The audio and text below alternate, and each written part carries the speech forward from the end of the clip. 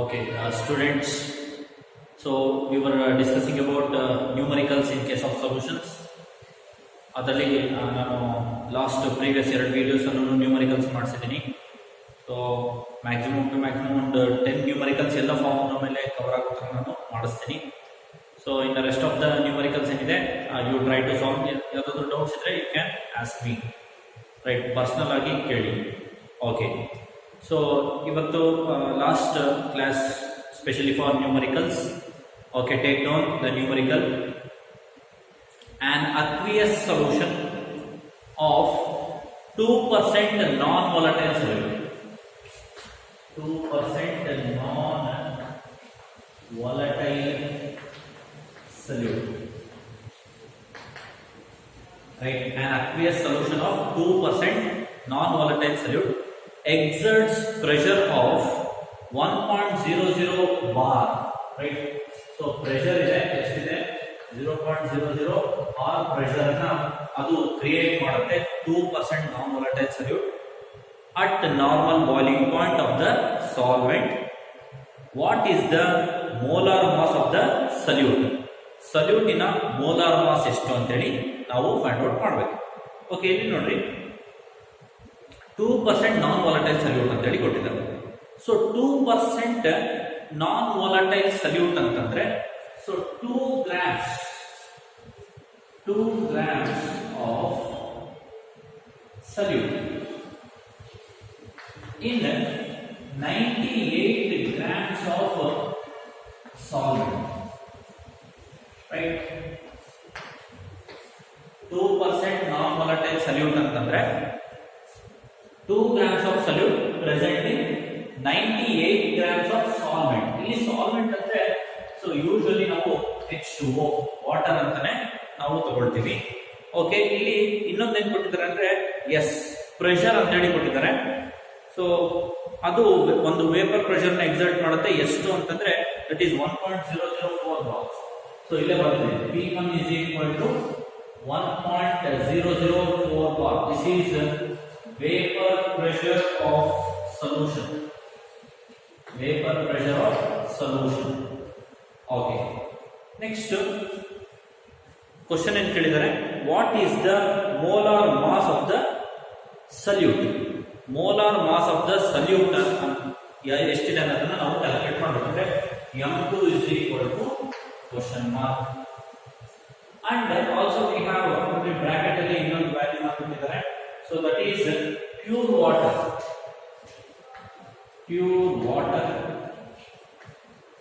that is P1 naught that is equal to 1.013 bar. So ಈಗ ಇಷ್ಟು values ನಮ್ಮ ಹತ್ರ ಇದೆ. ಓಕೆ, ಈಗ ಇದಿಷ್ಟು given ವ್ಯಾಲ್ಯೂಸ್. ಈಗ ನಾವು ಬರ್ಕೊಳ್ಳೋಣ according to rounds.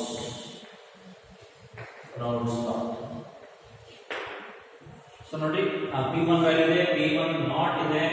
So relative lowering of vapour pressure ಅಂದ್ರೆ P1 not minus P1 divided by P1 not that is equal to so W2 into M1 divided by M2 into W1.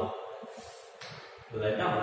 Okay, so ಈಗ P1 not value ಎಷ್ಟಿದೆ? 1.013 minus P1 1.004 divided by 1.013 that is equal to okay W2 ಅಂದ್ರೆ weight of solute ಅಂತ ಎಷ್ಟಿದೆ? weight of solute 2 grams into M1 ಅಂತಂದ್ರೆ molar mass of water solvent. so ನೋಡಿ M1 that is equal to molar mass of water ಅಥವಾ bracket ಅಲ್ಲಿ solvent ಅಂತ ಬರ್ಕೊಳ್ಳಿ. That is equal to 18 gram per mole. Calculate ಮಾಡ್ಕೊಂಡು ನೀವು 18 gram per mole ಸಿಗುತ್ತೆ ನಿಮಗೆ.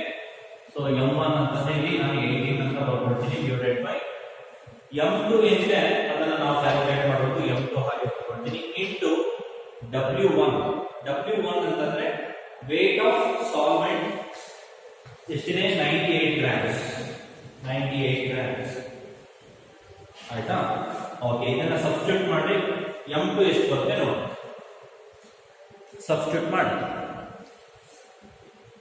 ಹಾ ಓಕೆ, ಬರೀತೀನಿ ನಾನು. m2 is equal to 1.013 into 2 into 80 divided by 0.009 into 98, that is equal to m2. Multiply ಮಾಡಿ ಎಷ್ಟು ಬರುತ್ತೆ ನೋಡಬೇಕು. That is 41.35 gram per mole. 41.35 gram per mole. Yes. So this is the molar mass of solute. ನೋಡಿ 2% ನಾನ್ volatile solute ಅಂದ್ರೆ ನಾನು ಇದನ್ನ ಯಾವ ರೀತಿ ತಗೊಂಡೆ, 2 grams of solute in 98 grams of solvent ಇದೆ. ಈ ತರ ಎಲ್ಲ ತಗೊಳಕ್ಕೆ ಬರಬೇಕು ನಿಮಗೆ. ಸೊ ನೀವು ಅದನ್ನ ಅರ್ಥ ಮಾಡ್ಕೊಂಡಿದ್ರೆ ಥಿಯರಿಟಿಕಲಿ ಈ ತರ ಎಲ್ಲ ನೀವು ಸಾಲ್ವ್ ಮಾಡಬಹುದು. Next, to lower the melting point of 75 grams of acetic acid by 1.5 degree Celsius. ನೋಡಿ ಬರ್ಕೊಳ್ಳಿ, ನೋಟ್ ಡೌನ್ ಮಾಡ್ಕೊಳ್ಳಿ. To lower the melting point of 75 gram of acetic acid by 1.5 degree Celsius, comma, how much mass of ascorbic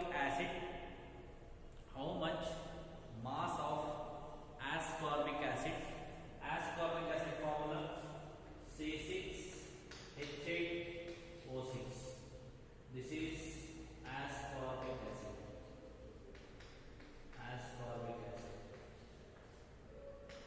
Okay.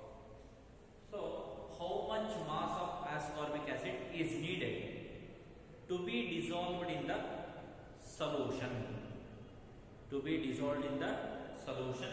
Where Kf is equal to 3.9 Kelvin kg per mole.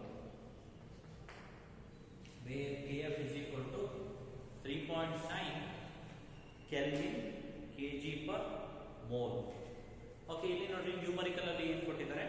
To lower the melting point of 75 grams of acetic acid by 1.5 degree Celsius.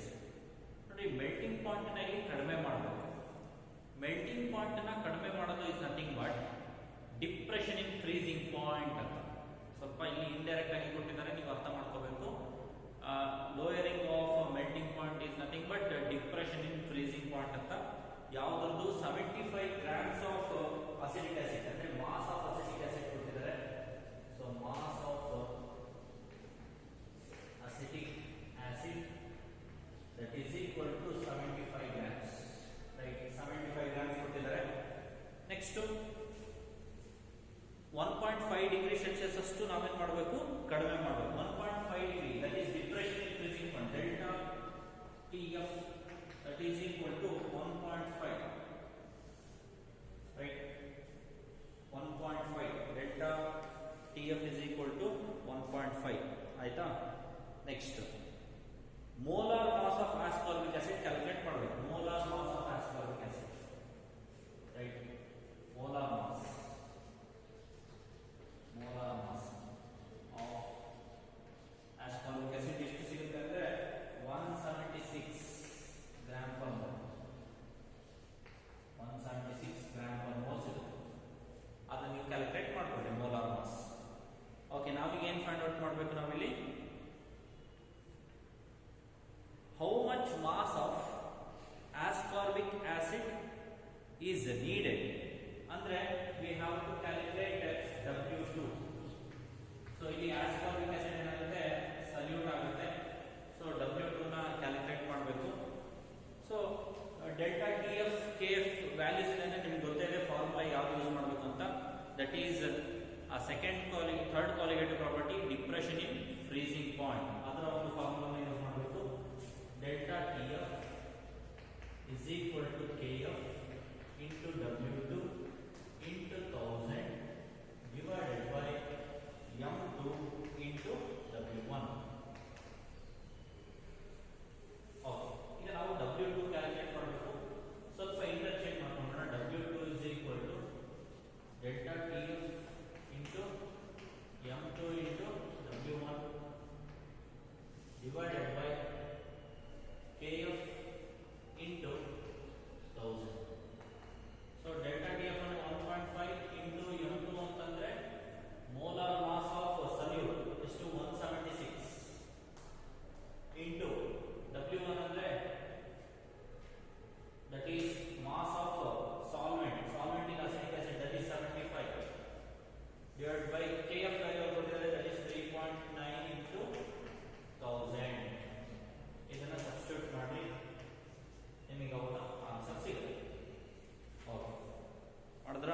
ಎಷ್ಟು ಬಂತು? Yes, 5.08 grams. 5.08 grams. This is the mass of ascorbic acid required to decrease the melting point of acidic acid. 75 grams of acidic acid solution ಏನಿದೆ ಅದರ ಒಂದು melting point ಅನ್ನು decrease ಮಾಡೋಕ್ಕೆ ನಮಗೆ ಇಷ್ಟು amount of ascorbic acid ಬೇಕಾಗುತ್ತೆ. Okay, next. Okay, next. If a solution prepared by dissolving 1.0 gram of polymer of molar mass 1,85,000, right? 1,85,000. This is molar mass of a polymer, gram per mole, in 450 ml of water. 450 ml of water, in 450 ml of water at 37 degrees Celsius. 37 degrees Celsius. This is 273 add ಮಾಡಿದ್ರೆ ಎಷ್ಟು ಬರುತ್ತೆ ನೋಡಿ, 310 Kelvin. Calculate the osmotic pressure in Pascal exerted by it. ನಾವಿಲ್ಲಿ ಏನು calculate ಮಾಡಬೇಕಂದ್ರೆ osmotic pressure ಅನ್ನ calculate ಮಾಡಬೇಕು ನೋಡಿ. I repeat the question. If A solution prepared by dissolving 1 gram of polymer, so polymer is a solute, that is W2 ಕೊಟ್ಟಿದ್ದಾರೆ, just 1 gram ಇದೆ, 1 gram of polymer. ಇದರ ಒಂದು ಮೋಲಾರ್ ಮಾಸ್ ಅನ್ನು ಕೊಟ್ಟಿದ್ದಾರೆ, right? So ಇದು molar mass 1,85,000 gram per mole. So this is the volume of water.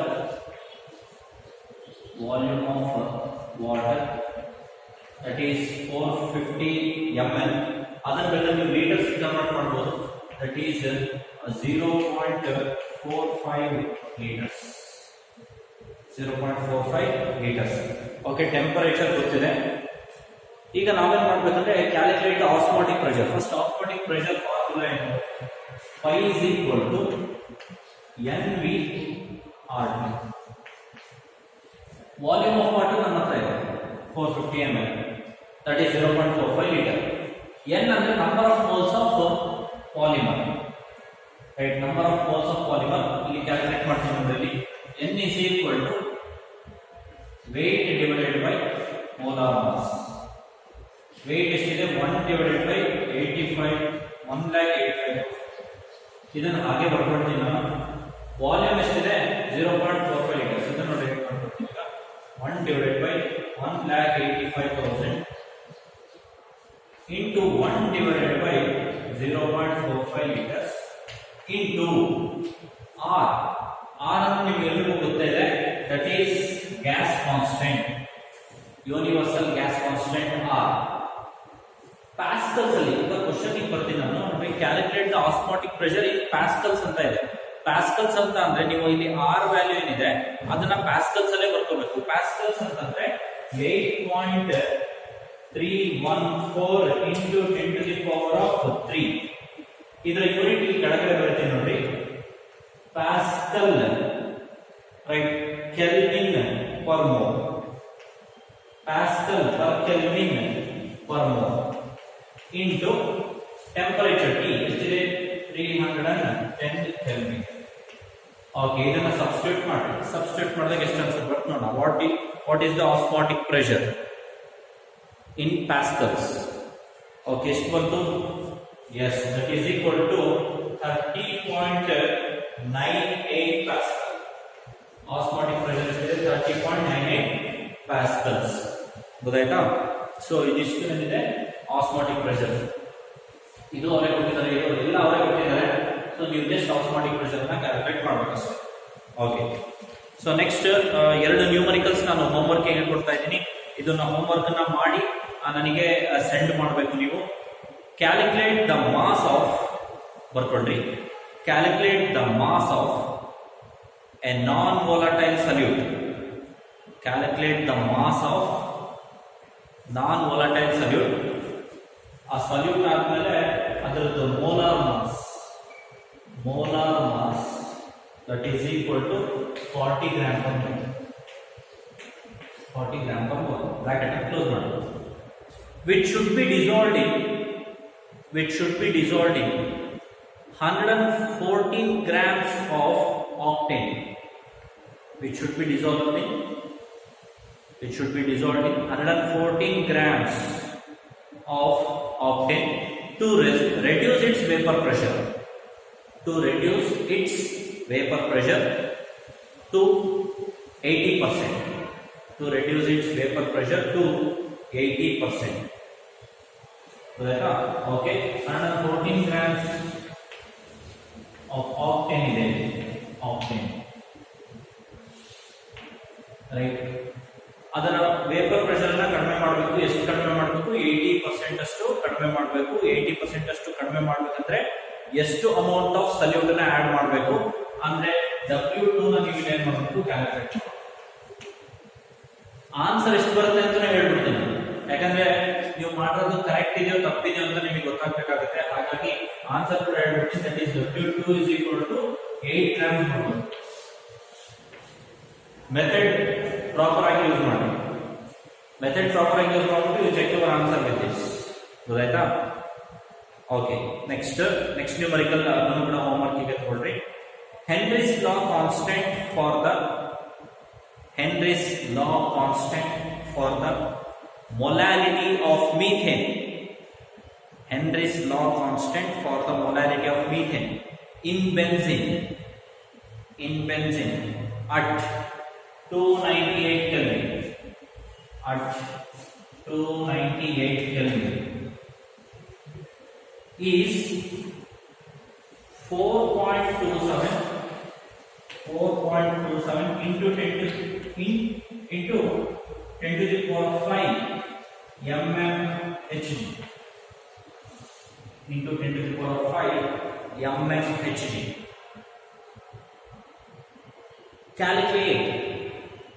Calculate the solubility of methane.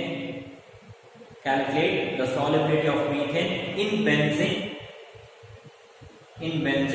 at 298 Kelvin. At 298 Kelvin. Under pressure 760 mmHg.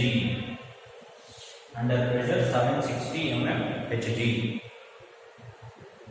Right? Okay, ಇಲ್ಲಿ ನೋಡಿ mole fraction x ಅನ್ನು ನೀವು calculate ಮಾಡಬಹುದು. ನಿಮಗೆ ಹೆನ್ರಿಸ್ law constant equation ಗೊತ್ತಿದೆ.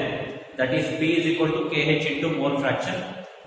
ಅವ್ರು ಹೇಳಿರೋದು ಇಲ್ಲಿ calculate the solubility of methane ಅಂತ ಹೇಳಿದ್ದಾರೆ. Solubility of methane find out ಮಾಡಬೇಕು ಅಂದ್ರೆ ನೀವು ಮೋಲ್ ಫ್ರಾಕ್ಷನ್ ಅನ್ನ ಕ್ಯಾಲ್ಕುಲೇಟ್ ಮಾಡಬೇಕು. ಮೋಲ್ ಫ್ರಾಕ್ಷನ್ ಕ್ಯಾಲ್ಕುಲೇಟ್ ಮಾಡಿದ್ರೆ ನಿಮಗೆ ಸಾಲಿಬಿಲಿಟಿ ಆಫ್ ಮೀಥೇನ್ ಗೊತ್ತಾಗುತ್ತೆ. ಗೊತ್ತಾಯ್ತಾ? ಸೊ ಮೋಲ್ ಫ್ರಾಕ್ಷನ್ ಎಷ್ಟು ಬರಬೇಕು ಅಂತ ನಾನು ಹೇಳ್ಬಿಡ್ತೀನಿ ನಾನು. That is 178 into 10 to the power 5 ಬರುತ್ತೆ. ಇಷ್ಟು ಬಂದ್ರೆ ನಿಮ್ಮ ಆನ್ಸರ್ ಕರೆಕ್ಟ್ ಇದೆ ಅಂತ. ಗೊತ್ತಾಯ್ತಾ? ಸೊ ಇದನ್ನು ಕೂಡ ಕ್ಯಾಲ್ಕುಲೇಟ್ ಮಾಡಿ ಆನ್ಸರ್ ಅನ್ನ ನನಗೆ ಸೆಂಡ್ ಮಾಡಿ. ನಿಮ್ಮ ಆನ್ಸರ್ಸ್ ಅನ್ನ ವೆರಿಫೈ ಮಾಡಿ. ಎರಡು ಆನ್ಸರ್ಸ್ ನಾನು ಕೊಟ್ಟಿದ್ದೀನಿ, ಎರಡು ನ್ಯೂಮರಿಕಲ್ಸ್ ಗೆ. Right, you send answers to me. ಗೊತ್ತಾಯ್ತಾ? So this completes your solution chapter. Okay, numericals ಎಲ್ಲ ಫಾರ್ಮುಲಾ ಮೇಲೂ ಒಂದೊಂದು ಮೆಥಡ್ ಇಲ್ಲಿ ನಾನು ಮಾಡಿಸಿದ್ದೀನಿ. ಸೊ ನ್ಯೂಮರಿಕಲ್ಸ್ ಎಷ್ಟು ಸಾಲ್ವ್ ಮಾಡಿದ್ರು ಸಾಕಾಗೋದಿಲ್ಲ. So previous year question papers ನೋಡಿ, ಅದರಲ್ಲೂ ಕೆಲವೊಂದು ನ್ಯೂಮರಿಕಲ್ಸ್ ಇದೆ, ಬಹಳ ಸಿಂಪಲ್ ಇದೆ, ಈಸಿ ಇದೆ. ಅದನ್ನು ಕೂಡ ಒಂದ್ಸತಿ ನೀವು ಸಾಲ್ವ್ ಮಾಡಿ to become perfect in numericals. ಯಾಕಂದ್ರೆ ಈ ಚಾಪ್ಟರ್ ನಲ್ಲಿ ಒಂದು ನ್ಯೂಮರಿಕಲ್ ಕೇಳ್ತಾರೆ. ಗೊತ್ತಾಯ್ತಾ?